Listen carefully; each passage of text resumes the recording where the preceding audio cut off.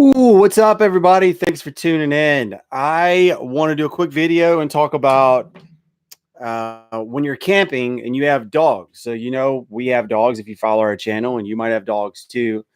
I've been seeing search requests, I do a lot of keyword research, and I see one common keyword that keeps coming up, and it says dog or camping dog fences. And I want to tell you kind of what we do. All camping grounds, almost all of them have a rule that you have to have your dog on a leash. But sometimes when you have kids, we have 3 kids, and sometimes when someone goes outside, they might leave that door unsecure. They might leave it, they think they've closed it and they haven't closed it. Our dog is very loyal. We have a German Shepherd and he wants to be with us.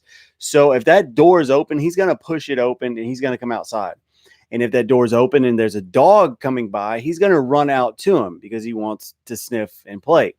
Well, that causes a problem in a campground, because if someone's walking a small dog on a leash and my dog gets out, when you have a German Shepherd running up on you, an 85-pound dog or a 75-pound dog running full speed towards you, it's very intimidating and it's very scary. And you don't want that. And I certainly don't want to get kicked out of a campground because we left a door unsecure and my dog runs out to the road. So we actually have an option for that, but we do not use a fence. I see some people use these little fences. They're about 2.5, 3 feet high around their RV, and they let their dog around that. We actually saw, when we were in Lancaster, we saw a Great Dane that was contained in one of those small fences. The Great Dane towered over this fence. All he had to do was lift his feet up just a little bit and walk over that fence, but he didn't know that he could actually get out. And I've heard that Great Danes are actually notorious for that. They don't actually know that they can get out of a fence.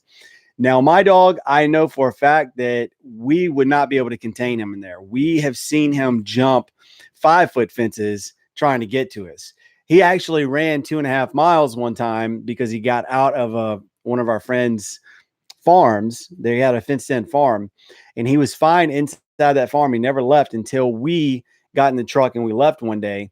And he actually ran 2.5 miles following the truck to find us. And a lady actually called us up, that she read his collar, and she said, "Hey, are you guys missing a German Shepherd?" And I was like, "Yes." So he was following the scent, trying to find us.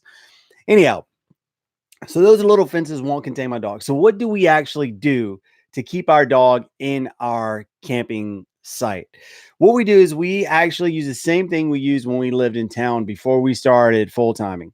When we sold our house, we sold almost everything in the house. And when I say almost, I mean we only kept, actually I can't think of a lot that we kept. We kept all my guitars. We kept a grandfather clock, or grandmother clock, if you will, that Stephanie's grandfather handmade. We kept that, and we're storing some of that stuff at some family members' houses. But as far as furniture, TVs, all the knickknacks, we got rid of all of it. But this is one thing we kept, and it is an electric fence with an e-collar.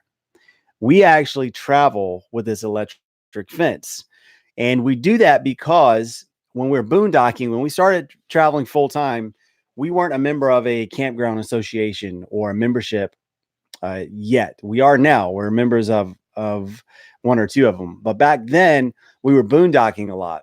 And what I found was I didn't like my dog running off and me not knowing where he went, because he is prey driven and play driven.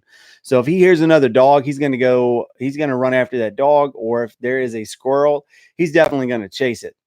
And when we were boondocking in the middle of nowhere, I wanted him to stay close. I also wanted him to stay close because German Shepherds are bred to protect, and other breeds that are bred to protect, that's what they want to do as well.